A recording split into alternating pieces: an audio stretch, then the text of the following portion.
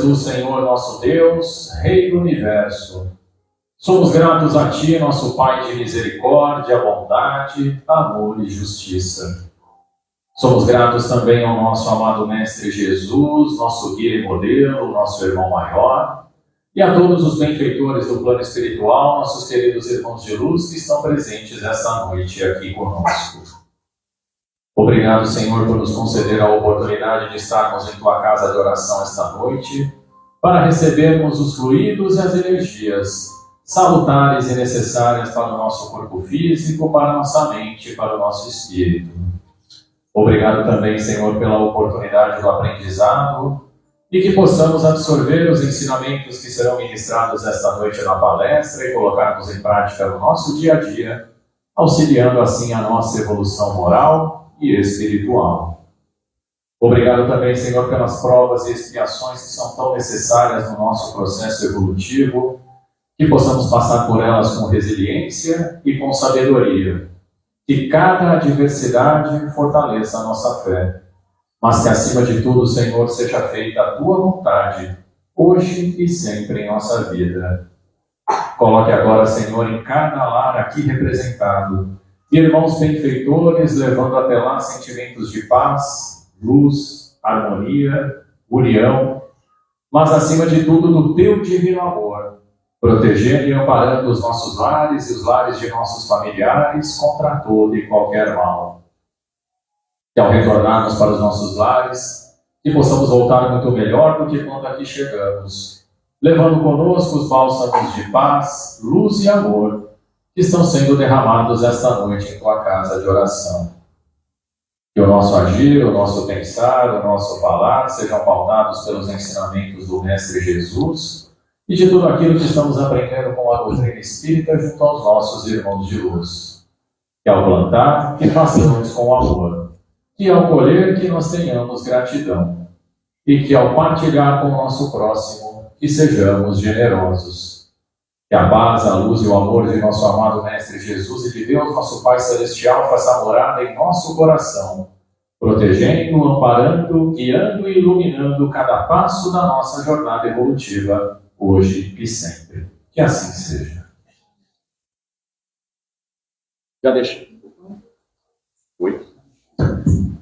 Já deixando o convite aqui para a próxima semana, nós teremos a palestra musical com a Andréa Bien.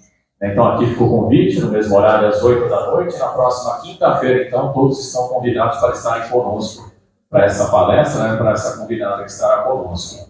E hoje nós vamos receber, já estamos recebendo aqui o nosso colega, convidado, o James Fonseca, ele que vem de Taquarituba, para nos trazer o tema de hoje, que é Jesus, um roteiro para a solução dos nossos desafios. Então, seja muito bem-vindo à nossa casa de oração. Estamos ansiosos aí pela sua palestra, viu? Seja muito bem-vindo.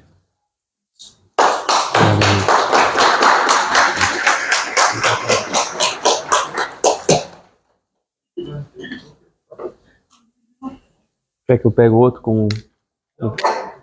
Não vai cortar no meio? Não? Boa noite a todos. Que a paz de Jesus, o Mestre Supremo, esteja em nossos corações. Das mais belas páginas da velha mitologia grega, em uma época em que a ciência ainda não existia, a fim de bem explicar a criação do planeta, nem dos seres da Terra, conta-se que no início tudo estava misturado. Não havia terra, não havia mar, não havia céu. A terra não era sólida, tampouco a água era líquida, e nem o ar era transparente. Tudo estava misturado numa densa energia que se condicionou chamar de caos. E teria sido nesse momento que Zeus, o Deus dos deuses, resolveu intervir e mandou à terra alguns deuses.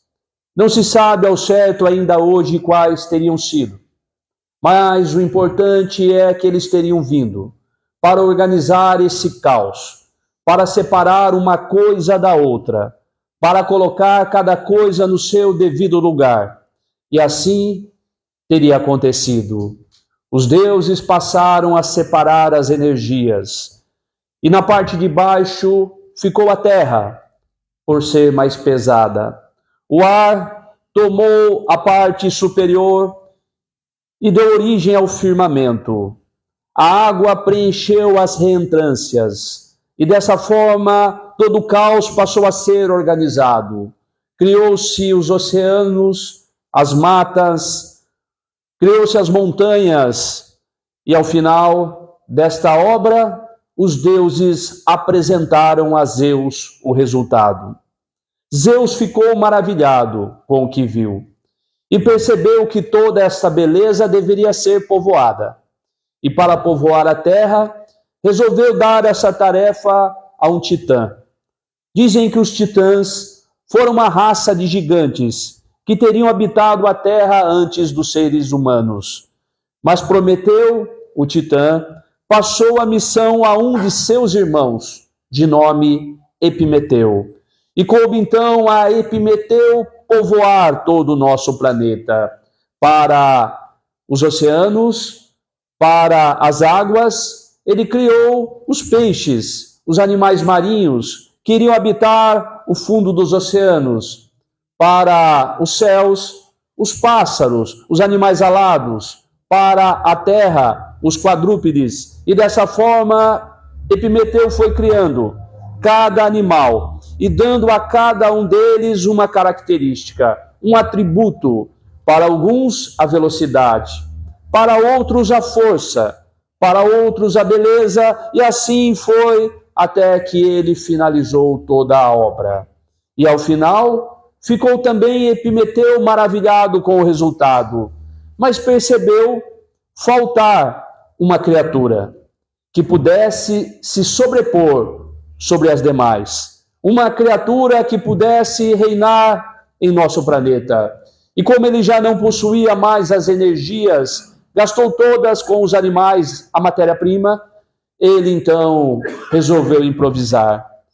E tomou da argila, do barro, e daquele barro ele fez o homem, a imagem e semelhança dos deuses.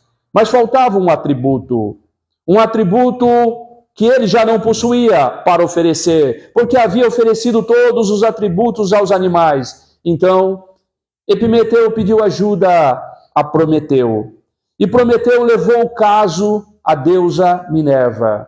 E Minerva, então, aguardou a passagem do carro do sol, do deus Apolo. E quando passou o sol, Minerva foi até ele, acendeu uma tocha com uma chama e entregou aos titãs, que entregaram ao homem recém-criado. E temos dessa forma o homem na terra, feito com o barro, um barro que estava impregnado das centelhas divinas de quando os deuses estiveram aqui, separando as coisas umas das outras. O homem que tinha agora a chama da sabedoria, o fogo divino, e que estaria fadado a viver no mundo, enfrentando os maiores desafios e conquistando a todos.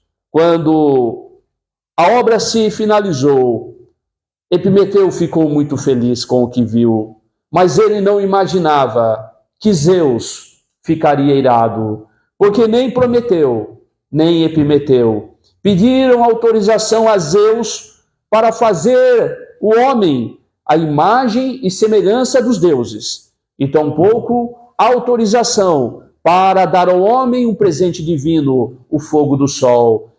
Zeus resolveu punir os titãs. Para Prometeu, exigiu que alguns deuses viessem à terra e aprisionassem o Prometeu na mais alta montanha, de braços abertos, preso ali todos os dias. Uma grande ave de rapina descia para se alimentar das entranhas de Prometeu. E como ele era imortal, quando chegava o final do dia, a ave se ia, o tecido se reconstituía, e no dia seguinte o mesmo sofrimento, um sofrimento eterno para Prometeu. Para Epimeteu, Zeus resolveu criar um outro castigo. Com os atributos de deuses, ele foi fazer uma criatura para presentear Epimeteu. Epimeteu já havia recebido um conselho do irmão para não aceitar presente dos deuses, porque seria literalmente um presente de grego. Mas quando Zeus fez a mulher com atributos da divindade, dando sabedoria, beleza, sensualidade, força, coragem, quando fez a mulher e deu o nome de Pandora e ofereceu a Epimeteu, Epimeteu não resistiu e aceitou Pandora, que seria o grande castigo. Nem os deuses entenderam no momento qual seria o objetivo de Zeus. Mas os dias se passaram. Pandora passou a viver com Epimeteu na terra. Epimeteu mostrou todas as belezas, tudo mais que ela poderia usufruir. Mas Epimeteu cometeu um erro. Mostrou a Pandora uma caixa. Quando os deuses estavam na terra, separando uma coisa da outra, arrumando o caos, encontraram aqui muitos males. E separaram esses males nessa caixa, que ficariam ali aprisionados. Não deveriam fazer parte do nosso planeta. Estava ali o ódio, o orgulho, a vaidade, a ira, a guerra, a doença. Esses males estariam aprisionados naquela caixa que jamais deveria ser aberta. E Epimeteu seria o guardião. E Epimeteu cometeu um grave erro quando disse a Pandora que ela jamais abrisse a caixa. E quando ele se ausentou pela primeira vez, sem saber que um dos atributos que Deus deu a Pandora era a curiosidade, quando ele se ausentou, Pandora foi até a caixa e abriu-a.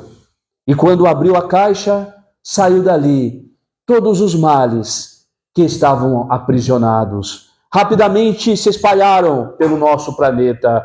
Pandora fechou a caixa, mas não se deu conta de que ficou ali, no fundo da caixa, apenas uma virtude, sozinha, fechada na caixa. E o que estaria fazendo ali uma virtude no meio de tantos males? Pode ser que quando os deuses organizaram tudo isso e aprisionaram ali esses males, imaginaram que se um dia eles pudessem fugir e tomar conta da terra, esta virtude seria responsável por salvar a humanidade.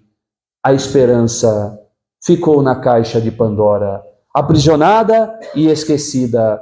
E os males tomaram conta de todo o planeta. E teria sido dessa forma, segundo narra uma das versões, das várias que possuímos, da mitologia grega, que o homem foi criado, colocado na terra e passou a enfrentar os desafios mais variados. Não obstante, todos nós sabemos que se trata de uma mitologia, de uma história. Nós sabemos também que desde que nós estamos na terra, desde os nossos ancestrais, desde o homem primitivo, passou a enfrentar desafios variados. E estamos aqui lutando contra os desafios, desde que habitávamos as cavernas, ainda desprovidos da capacidade de pensar, do raciocínio, da inteligência, muito mais movidos por um instinto de sobrevivência. Nós estávamos ali enfrentando os desafios de sobreviver. O frio extremo, o clima, as tempestades, as chuvas, as criaturas selvagens. Buscávamos guarida nessas cavernas e ali vivíamos em pequenos grupos. Mas o tempo passou e fomos conseguindo enfrentar desafios, criando ferramentas, buscando conquistar esse mundo, porque estamos fadados a conquistar no mundo. Somos criaturas que possuímos a centelha divina em nós. E dessa forma, nós não temos limite para a sede do progresso. E esse homem primitivo, que ali nas cavernas observava a amplitude dos campos, desejava muito mais. E com o passar dos milênios dos anos, ele abandona as cavernas e vai buscar agora uma nova morada. Vai viver nos campos abertos, nas regiões lacustres, pantanosas. Ali ele vai agora viver em grupos um pouco maiores, movido por um instinto gregário de cada vez mais viver em grupos maiores. Ali ele enfrentará outros desafios exteriores. Não tem guarida, não tem casa, não tem caverna, mas ele desenvolve ferramentas, constrói as primeiras palafitas. Há necessidade de excursionar para as florestas em busca dos frutos, do alimento, da caça, e ele assim o faz. E com o passar do tempo, ele observa que esses frutos do qual se alimenta, a semente atirada na terra, dá origem a uma nova árvore. Com o passar dos milênios dos anos, ele vai descobrir a agricultura, vai perceber que se plantar, se cuidar, irá um dia colher. Esse homem vai agora enfrentando desafios novos, cada vez mais vivendo com mais inteligência, evoluindo, buscando o progresso. E com o passar do tempo, aquelas regiões pantanosas, ele percebe que ali não é propício a uma agricultura. E ele então passa a visualizar as margens dos grandes rios. Dos grandes rios, ali ele vai em busca do plantio, porque as margens desses grandes rios, com suas cheias cíclicas, fazem com que elas fiquem fertilizadas e propícia a uma agricultura. E agora ali, migrando em grupos ainda maiores, vivendo cada vez no número maior de pessoas, ele vai enfrentar outros desafios. Ele percebe que esses rios caudalosos, em determinados períodos, secam, e há escassez de água, ele represa a água, cria outras ferramentas, planta, colhe cada vez mais, e o excedente passa a comercializar com outros grupos, vai fazendo cada vez grupos maiores, e é nesse momento que a história nos fala do início das primeiras grandes civilizações, que nasceram justamente às margens dos grandes rios, às margens do rio Nilo, o Egito, às margens do Ganges, a Índia, às margens do Tigre e do Eufrates, a Mesopotâmia, do Rio Amarelo, a China. E essas grandes civilizações não têm limite e passam a desenvolver grandes construções, embarcações que vão diminuindo a distância dos territórios. O homem, ele progride, ele evolui, enfrenta os desafios exteriores. Mas, simbolicamente, os desafios da caixa de Pandora continuam na intimidade do homem, porque o ódio, a ira, a guerra, tudo isso ainda faz parte do ser humano. Esse ser humano que viaja para fora não consegue viajar para dentro. E é justamente nesse momento das grandes civilizações que nós vamos ver os males simbólicos da caixa de Pandora cada vez mais se colocarem presente na vida da humanidade. Porque através da força bruta, do desejo do poder, da conquista, da ganância, desses males simbólicos da caixa de Pandora, o homem passa a dominar outros homens. Nações passam a dominar outras nações. Através da guerra, a fome é gerada, a crueldade, a morte, a destruição. Surgem os primeiros impérios. Nabucodonosor, o Império Babilônico, um império que reinou durante anos, mas que seria substituído por um outro também importante império do Irã, hoje Irã, mas à época Pérsia. Surgiu Ciro, o conquistador, que chegou às portas do Império Babilônico e fez com que aquele império caísse aos seus pés. É sempre assim. Os impérios dão lugar a outros impérios. Nenhum império é eterno. E assim Ciro reina durante um período, mas também o Império Persa dará lugar a um outro importante império que surgiu na Macedônia, através de Filipe II, substituído posteriormente por seu filho, Alexandre o Grande, que conquistaria todo o mundo conhecido, formando um dos mais notáveis impérios que conhecemos. Mas nenhum desses impérios se comparam à importância do Império Romano, que atingiu seu ápice quando notáveis generais conquistaram todo o mundo conhecido, dando ênfase a um deles de nome Júlio César, que após conquistar o norte da África e o leste europeu, retornou triunfante para Roma e ali exigiu do Senado que fizesse dele o primeiro imperador romano. E é justamente nesse momento que os tentáculos da caixa de Pandora parecem dominar o mundo. A ganância, a traição, a ira, o poder arbitrário. O Senado trama e resolve assassinar o grande herói romano. É nesse momento que a ira, que a guerra, que todos esses males parecem estar à solta pela terra, que alguém conta uma outra lenda, que alguém não se sabe onde e nem se sabe quando exatamente, mas alguém abriu a caixa de Pandora. E da caixa de Pandora saiu a única virtude que estava ali aprisionada, a esperança. A esperança voou para terras distantes. A esperança chegou em Israel e escolheu a velha Belém de Judá, numa noite solitária, numa gruta de calcário. A esperança pousou suavemente sobre uma pequena manjedoura. A esperança se transformou em luz, uma luz que jamais se extinguiria e que todos nós conheceríamos como Jesus. Nasce Jesus, simbolicamente a esperança, porque Jesus é, sem dúvida alguma, a luz que veio para iluminar as trevas da nossa ignorância. Jesus é o mestre que veio nos ensinar a vencer esses desafios simbólicos da caixa de Pandora, desafios que estão dentro da criatura humana, porque até então conquistamos o mundo exterior, mas somos incapazes de conquistar a si mesmo. A presença de Jesus na terra é para nos salvar, não com o seu sangue na cruz, como acredita algumas religiões até hoje, mas com os seus ensinamentos, com o seu exemplo. Ele não veio para nos salvar, mas para nos ensinar o caminho simbólico da salvação, quem é seguindo os seus passos. Não por acaso, ele é para nós o grande modelo e guia.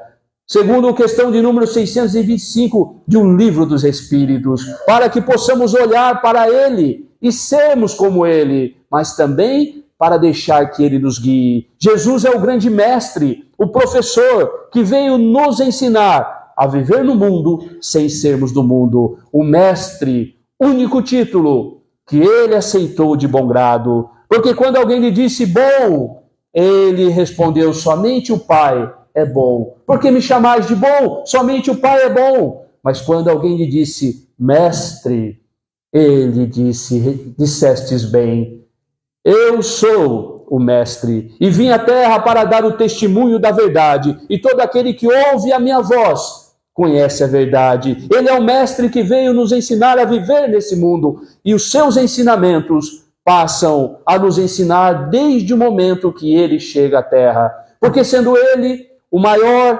enviado de Deus à terra, poderia ter escolhido nascer em um palácio, filho do homem mais importante do mundo conhecido à época, Caio Júlio César Otaviano Augusto, o célebre imperador Augusto. Mas porque ele é o remédio, o ensinamento que veio nos ensinar a vencer o orgulho, a vaidade, ele escolhe como pai o carpinteiro José. O berço de ouro foi substituído pela manjedoura. O simbolismo, a manjedoura, que serve para alimentar as ovelhas, ele é o alimento das ovelhas. Ele mesmo disse: eu sou o pão da vida. Aquele que provar de mim será saciado. Eu sou a fonte da água viva, jorro sem cessar. Aquele que provar de mim jamais terá sede. E ele vem nos ensinando a viver nesse mundo, a enfrentar os desafios, não exteriores, mas os desafios que carregamos dentro de nós, simbolicamente os da caixa de Pandora. Não haveria facilidade para ninguém, e ele deixou claro, porque sendo ele filho de Deus, já enfrentou perigos desde o nascimento. Herodes o Grande decretou a matança de todas as crianças até 2 anos. O menino corria perigo. José sonhou naquela noite. Era necessário a fuga para o Egito. Durante 2 anos, Jesus ficou com José e Maria no Egito, até que José sonhou novamente que o perigo havia passado,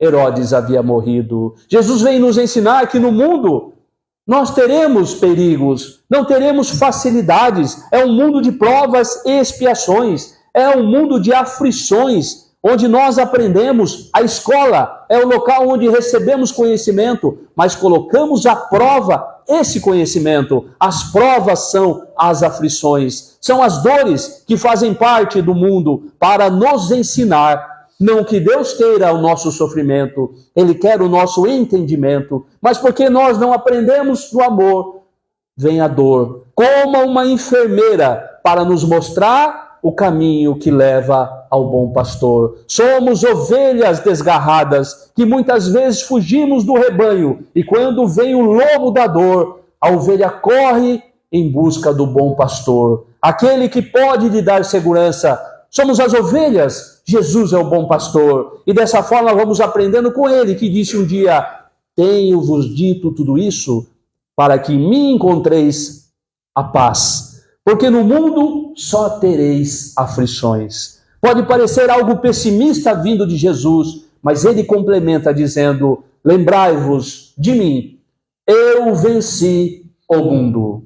Venceu o mundo, não venceu no mundo. No mundo das paixões, dos títulos, da glória, do poder, ele não venceu. Ele venceu este mundo e mostrou que é possível vencer seguindo os seus ensinamentos, porque ele é o mestre e disse: tudo que eu faço, podereis fazer e muito mais, se tiverdes fé, se acreditar. É Jesus nos ensinando a enfrentar os desafios. E ele segue a sua vida. Com 12 anos narra o Evangelho. Ele participou da festa da Páscoa em Jerusalém. Não a nossa Páscoa católica, a Páscoa hebraica, que é justamente a comemoração da fuga do povo hebreu do Egito no período de escravidão. E essa festa trazia peregrinos de todas as partes. E lá na festa estava José, Maria e o pequeno Jesus de 12 anos. E porque eles estavam tão entretidos com a festa, perderam o menino. Não encontravam, na hora de partir, não encontravam o menino. Maria saiu de um lado para o outro procurando a criança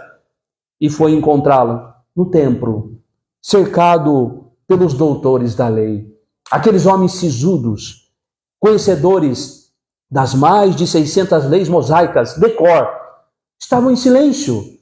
No meio deles, um menino de apenas 12 anos, que falava do reino de Deus, do reino dos céus, como jamais nenhum deles havia ouvido. Era uma pequena demonstração do que o Filho do Homem veio fazer na terra. Maria foi até o filho e disse: Jesus, o que fazes aqui, meu filho? Estou a cuidar dos interesses do meu pai. Mas o seu pai, o meu pai, o que me enviou é outro. Maria ainda não tinha a dimensão da grandeza do espírito que estava naquela criança. Eles partem para casa, os anos se passam, e é com 29 anos e meio que ele daria início à sua grande missão. É justamente numa tarde que ele surge às margens do Rio Jordão, sinuoso e belo, em busca daquele que seria o responsável pela anunciação da chegada do Messias, de um homem estranho, que vestia-se com pele de animais, que trazia na cintura uma corda amarrada e que convidava todos ao arrependimento. Dizia esse homem estranho: arrependei-vos, arrependei-vos todos vós, porque é chegada a hora do meu Senhor. Eu batizo com a água, mas aquele que virá depois de mim, de quem não sou digno de atar as sandálias, batizará com o fogo do Espírito. Arrependei-vos. Era a voz de João, o Batista, o precursor, aquele que deveria vir primeiro para anunciar a chegada do Messias que viria depois, para cumprir as profecias. E nessa tarde inesquecível, João batizava a multidão às margens do Rio Jordão, quando vê aquele homem descendo a montanha, suave como a primavera, bom como um favo de mel. Ele descia em direção à multidão, o manto sobre a cabeça. João conhece o magnetismo incomparável, a energia de Jesus, e diz à multidão: eis aí o Cordeiro de Deus, que veio para tirar o pecado do mundo. Eis aí o Cordeiro de Deus. Era Jesus, que se apresentava que seria batizado para dar início à sua saga. E ele escolhe um local simples e humilde. Os seus ensinamentos estão na sua vivência, na vivência e na forma que ele olhou o mundo. Poderia ele escolher Jerusalém, uma das cidades mais importantes do mundo ainda hoje. Poderia escolher Roma, a cidade das 7 colunas de mármore branco que resplandeciam sobre o sol. Mas ele é Jesus e veio em busca da humildade, da simplicidade. Escolhe um local simples, humilde, de pescadores, de vinhateiros, de agricultores, de um lugar que, em Jerusalém, os doutores da lei sempre diziam com deboche: o que pode vir de bom da Galileia. E na Galileia Formosa, a Galileia que possuía o mar da Galileia, também conhecido como Lago de Genezaré, o Lago de Tiberíades, em homenagem a Tibério César, que em verdade não era um mar de água salgada, mas um grande lago de água doce, onde mais de 5.000 pescadores tiravam o seu sustento. É ali, naquele local humilde, entre pescadores e pecadores, que surge a figura daquele homem inesquecível. 1,75 m, dirão alguns historiadores, um pouco mais, um pouco menos, 75 quilos, quem sabe, os cabelos repartidos ao meio, como usavam os nazarenos, caíam sobre os ombros, misturando-se com a barba, que era longa da mesma tonalidade, do ouro ou do latão velho. E ali, com os olhos azuis transparentes, aquele homem aureolado de luz surge numa manhã inesquecível para começar a convocar o colégio galileu, um a um. João, Tiago, Simão Pedro, sendo o último Judas, que não era ali da Galileia, era da cidade de Queriós. E aí ele forma os 12, escolhe um monte qualquer, às margens do mar. Um dos evangelhos diz que ele subiu o monte, o outro evangelista diz que ele desceu o monte, mas o importante é que nesse monte, aureolado de luz, ele descerra os lábios para cantar: eis que eu vos trago a minha paz. Não vou lá dou como vós a conheceis, mas vos ofereço como somente eu, Jesus, posso vos dar. Porque a paz que conheceis é semelhante ao intervalo entre batalhas. A paz que conheceis é semelhante à calmaria superficial do Mar Morto, que esconde no fundo o lodo fétido e imundo. Mas a paz que eu vos trago, somente eu, Jesus, posso vos dar. E ele canta o sermão das bem-aventuranças. Bem-aventurados os pobres de espírito, os mansos, os pacíficos, os misericordiosos. A esperança cai sobre aquele povo tão sofrido. E ele desce o monte e vai agora para Cafarnaum, seguido por uma multidão. Todos, de todos os lados, de todos os locais, queriam estar com Jesus. Era sempre assim, todos queriam estar com ele. E ele, seguido pela multidão, caminha ali na praia de Cafarnaum, quando de repente ele para e faz uma pergunta estranha: Simão, quem me tocou? E Simão Pedro não saberia responder, porque a multidão estava o comprimindo. E ele diz: Simão, alguém me tocou de forma diferente, porque senti que saiu de mim uma virtude. Naquele momento, uma mulher prostra-se de joelhos e diz: foi eu, Senhor.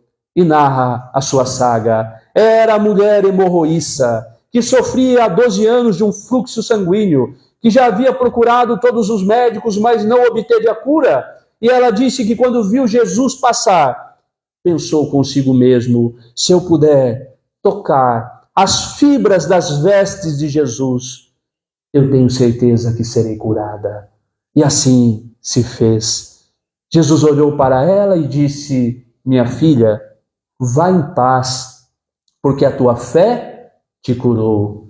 Jesus é o remédio para todos os nossos males, para as nossas doenças. Jesus é a fé contra toda a desesperança, toda a descrença que existe muitas vezes espalhado por esse mundo. Ele veio nos mostrar que Ele é a fé é certeza de que nós podemos vencer o mundo sem sermos desse mundo, porque nós não somos daqui, nós estamos aqui de passagem. Somos como aves que de quando em quando mergulham no oceano para se alimentar e voltam para as alturas. Nós não somos daqui, vivemos esses momentos de aprendizado como numa escola, mas retornamos à verdadeira pátria, que é a espiritual. Outra feita, Jesus está no templo com os seus discípulos. Escreve na terra com o dedo. Quando alguém se aproxima, é um pequeno grupo, os doutores da lei. Esses que Jesus muitas vezes chamou de sepulcros caiados, túmulos brancos por fora, mas cheios de podridão por dentro. Ali eles traziam de forma desumana e cruel uma mulher que havia sido pega em adultério e usavam aquela mulher como uma armadilha. Atiraram a mulher aos pés de Jesus, todos eles com pedras nas mãos, e disseram: Mestre, esta mulher acaba de ser pega em adultério, e diz a lei de Moisés que as mulheres adúlteras deverão ser apedrejadas. Qual é, pois, vossa opinião sobre isso? Armadilha. Se ele dissesse que não era para apedrejar, ele estava indo contra uma lei civil e poderia ser preso. Se ele dissesse que era para apedrejar, ele estaria indo contra a lei do amor que ele tanto defendia. Mas disse um dia Jesus: somente lobos caem em armadilhas de lobos. E como ele é a sabedoria encarnada na terra, ele permanece em silêncio, porque eles voltam à carga. Ele olha e diz: aquele que dentre vós estiver sem pecado, atire a primeira pedra. O silêncio se fez. Os mais velhos foram soltando as pedras e saindo um a um, seguido pelos mais novos. Até isso tem uma explicação. Quanto mais velho, mais errou, mais pecou. Emmanuel diz que nós não erramos mais por falta de tempo. Somos pecadores todos nós. E quem de nós teria o direito de atirar a primeira pedra? A mulher fica ali só. Todos se foram. Somente Jesus e os discípulos. Então Jesus olha para a mulher e pergunta: minha filha, onde estão os teus acusadores? Ninguém te condenou? Não, Senhor. Tampouco eu o farei. Vá e no futuro não tornes a errar, para que algo pior não aconteça. Ele é contra a incredulidade, contra a crueldade, contra a desumanidade. Ele é a compaixão, é o amor, é a certeza que nós teremos novas oportunidades, que nós estamos aqui justamente para poder viver novamente e corrigir os erros. E é a certeza de que nós apenas colhemos o que nós plantamos, porque a sementeira é livre, mas a colheita é obrigatória. Narrou Chico Xavier com simplicidade que todos nós somos livres para fazer nossas escolhas, mas a partir do momento que nós escolhemos, somos prisioneiros das consequências da escolha realizada. Não tem nada mais sábio. A simplicidade de Chico, e Jesus continua a nos ensinar, mas agora ele está às portas de Cesareia de Filipe, e aproxima-se dele um jovem, o jovem rico, chamado na obra de Amélia Rodrigues de Mancebo Rico. Ele deseja seguir Jesus, admirava a obra do Cristo, era um jovem muito bem formado, filho de judeus que possuíam muitos bens, um jovem rico que desejava abandonar tudo para seguir Jesus. Aproximou-se dele e disse: Mestre, eu desejo seguir-te. E Jesus respondeu: deixai tudo, vem agora e me segue. E o jovem tomou um choque, porque agora era algo muito rápido. Ele tinha um importante compromisso. Ele havia se preparado para uma corrida de quadrigas, onde ele buscaria vencer o dominador romano. Sendo ele um judeu de altas posses, ele se preparou com treinadores, com professores. Ele trouxe cavalos da Dalmácia importados, corcéis, que puxariam a sua quadriga no importante circo de Cesareia de Filipe. O seu desejo era vencer o romano e poder ter a glória. E naquele momento ele diz: Mestre, eu preciso ir há um importante compromisso. Eu preciso vencer o dominador romano, mas eu voltarei para seguir-te.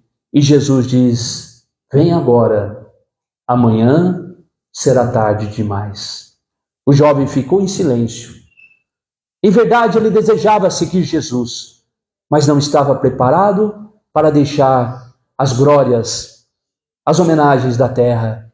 E ele foi para o importante compromisso. Ele foi para a corrida de quadrigas. E numa daquelas curvas, a roda se ergue, o carro tomba, ele vai ao chão, e as outras quadrigas passam por cima dele e despedaçam-lhe o corpo. E ele ainda nos seus últimos momentos de lucidez, consegue ouvir aquela voz lá no íntimo da alma: vem hoje,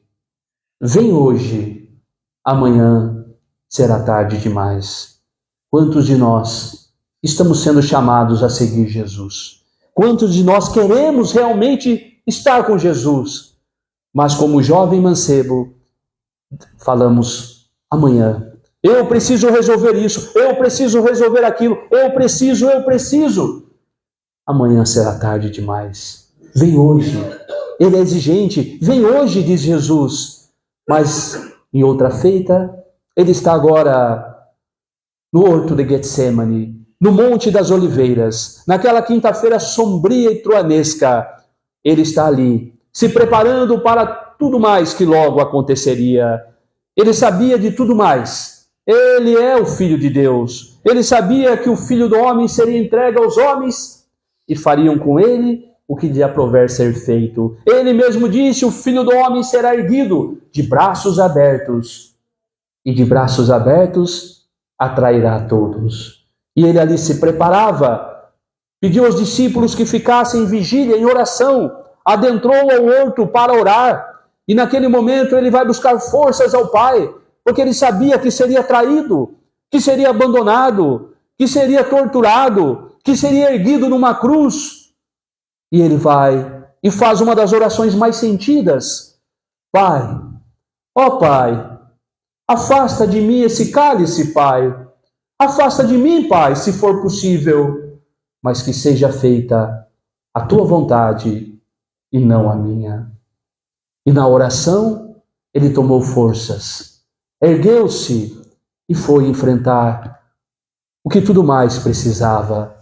Percebeu que os discípulos não estavam em vigília, dormiam, nem uma hora sequer puderam orar com ele. Mas Jesus não reclama, ele é Jesus. E naquele momento ele vê na escuridão da noite as tochas de luz que vinham. Eram os guardas do Sinédrio, os guardas de Anás e Caifás, os sumos sacerdotes do templo.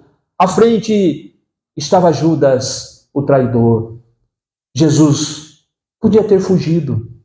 Ele podia correr, ele podia fugir, ele podia blasfemar, mas ele é Jesus, o Mestre, que veio para nos ensinar a verdade, que veio para trazer a luz para a nossa ignorância. E ele não faz nada disso. Ele vai em direção ao traidor, e de braços abertos ele diz a Judas: amigo, a que viestes? Judas dá o beijo, os soldados o prendem, e naquele momento Simão Pedro tira a espada para defender Jesus e decepa um pedaço da orelha do soldado Malco. Jesus novamente nos ensina, porque ele é o amor contra o ódio, ele é a paz contra a guerra. E ele diz: Simão Pedro, embainha tua espada, Simão, porque aquele que pela espada fere, pela espada será ferido. Ele é levado para um julgamento sórdido e arbitrário, onde a pena já estava concluída, antes mesmo da chegada do réu: crucificação.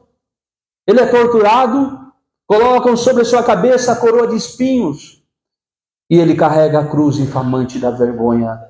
E no monte do Gólgota, ele é erguido de braços abertos. Ali fica a esperança, como um pedaço de pano ao vento. Enquanto todos ainda o insultavam: não és o Filho de Deus? Não és o Messias, salva os outros e não salva a si mesmo. Ainda nesse momento, ele nos ensinou.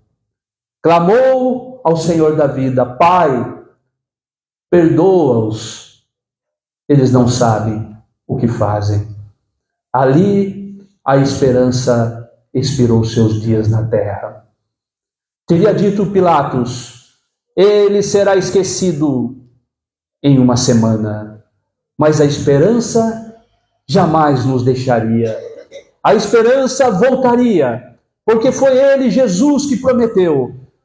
Foi ele que disse que quando o indivíduo estivesse perdido, derrotado, combalido dentro de si mesmo, ele, Jesus, voltaria, reerguê-lo-ia, traria a verdade que seria repetido, mas também ensinaria coisas novas. Ele enxugaria as lágrimas, mas, acima de tudo, extirparia as causas das lágrimas. Eis que Jesus retorna à Terra, no dia 18 de abril do ano de 1857, através do professor Hippolyte Léon Denisard Rivail, a Allan Kardec. É Jesus que volta através da doutrina espírita, porque a doutrina espírita é Jesus descrucificado, aquele homem bom e simples que dizia: as aves têm seus ninhos, os animais seus covis, mas eu, que sou filho do homem, não tenho uma pedra para descansar a cabeça. É a doutrina espírita que traz Jesus de volta, descrucificado, de braços abertos, mas ao lado de cada um de nós, para nos acalentar. É a doutrina espírita que vem nos ensinar a viver nesse mundo, mostrando que nós colhemos o que plantamos, que é necessário mudarmos, escolhermos. Nós somos o arquiteto do nosso destino. Somos os jardineiros do nosso jardim. Plantamos o que vamos colher amanhã.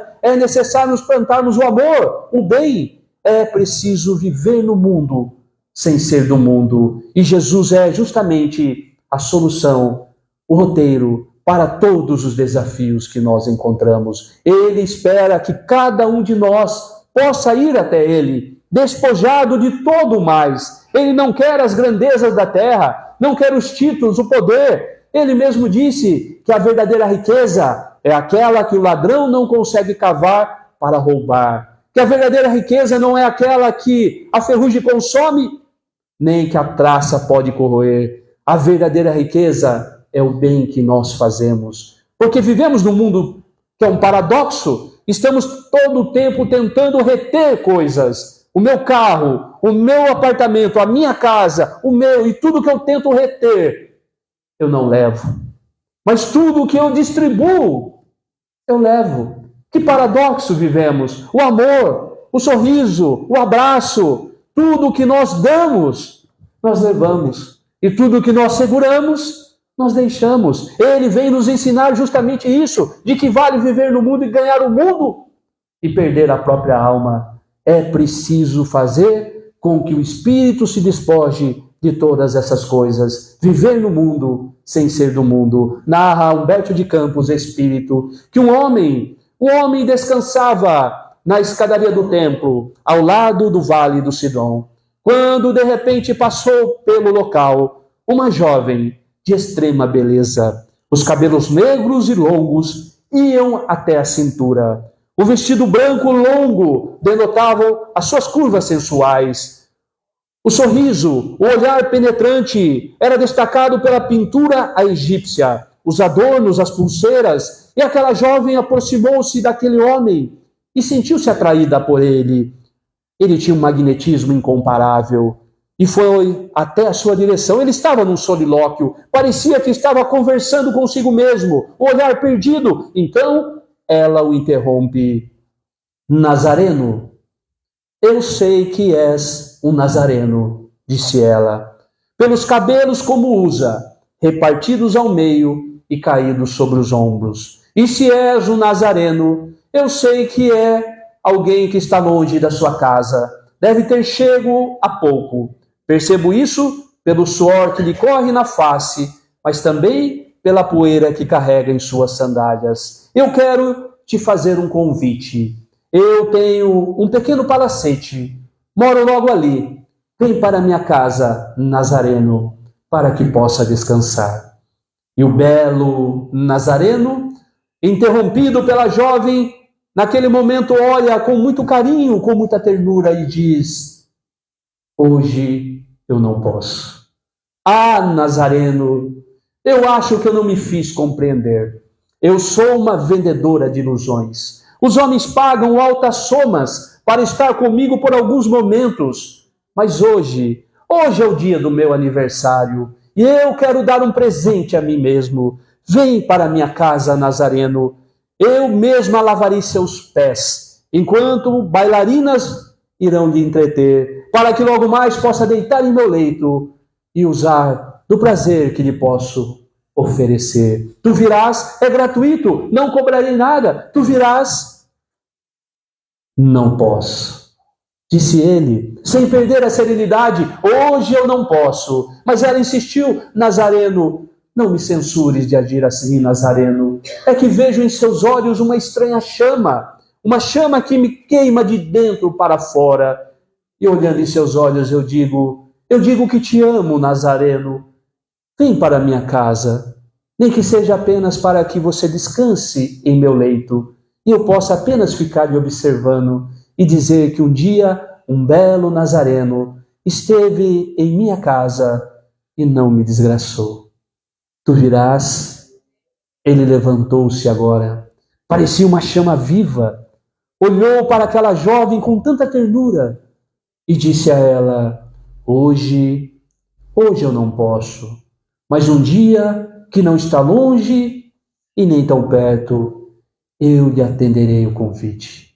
A jovem não era acostumada a recusas e saiu pela estrada blasfemando e desapareceu. 2 anos se passaram e o Nazareno está novamente naquele mesmo lugar, cercado por uma multidão. Uma mulher aproxima-se dele, uma veneranda mulher, fala-lhe algo no ouvido, pergunta: tu virás? Ele diz: eu irei. Pede licença à multidão, segue a veneranda mulher, deixam a cidade e a mulher mostra aos pés da montanha uma pequena caverna e diz: ali, Nazareno, é ali, aos pés daquela montanha, ali pernoita a dor e o sofrimento. E ele vai sozinho, aproxima-se, adentra na caverna. O choque do claro e do escuro, ele fecha os olhos, ele sente o odor da decomposição. Ele abre os olhos e percebe sobre uma pedra um corpo inerte, tomado pelas feridas da lepra. Era uma mulher. Ele caminha até ela. Ela ouve o ruído dos passos, se assusta e diz: quem está aí? Quem está aí? Se viestes pelos perfumes, vá embora, eu já não os tenho, vendi a todos. Se viestes pelo meu corpo, eu sou toda a podridão, vá embora. E ela ouve, naquele momento, uma voz que ela jamais esqueceu: não posso. Ah, Nazareno, é você, Nazareno. Você veio, mas por que demorou tanto, Nazareno? 2 anos se passaram e eu lhe esperei. Acendi uma vela na minha janela para guiá-lo até mim, mas você não veio, Nazareno. Agora é tarde demais. Vede, sou toda a podridão. Vá embora, Nazareno, para que algo pior não aconteça. Vá embora. Não posso. Um dia tu me convidastes e eu prometi aceitar o convite. Abaixou-se, carregou-a nos braços, apertou-a contra o peito e foi saindo em direção ao dia. Ela, envergonhada, levou as mãos à face para cobrir as feridas da lepra. Ele afastou as mãos e, relembrando o diálogo de 2 anos, ele disse: não me censures.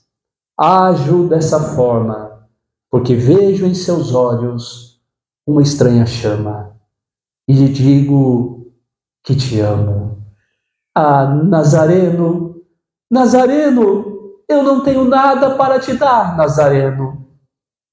Não tem nada para me dar? Dá-me tua alma. Ergo bonus pastor su. Eu sou o bom pastor. E aquele que crê em mim, ainda que morrendo, viverá pela eternidade. Ela fechou os olhos e entrou para a eternidade. Jesus espera cada um de nós que vá na sua direção, porque nós somos, simbolicamente falando, uma caixa de Pandora. Cada um de nós carrega os males na nossa intimidade. Cada um de nós precisa enfrentar os desafios do ódio, do orgulho, da vaidade, do materialismo. Mas se nós somos a caixa de Pandora, também temos aqui dentro de nós a esperança, que é Jesus.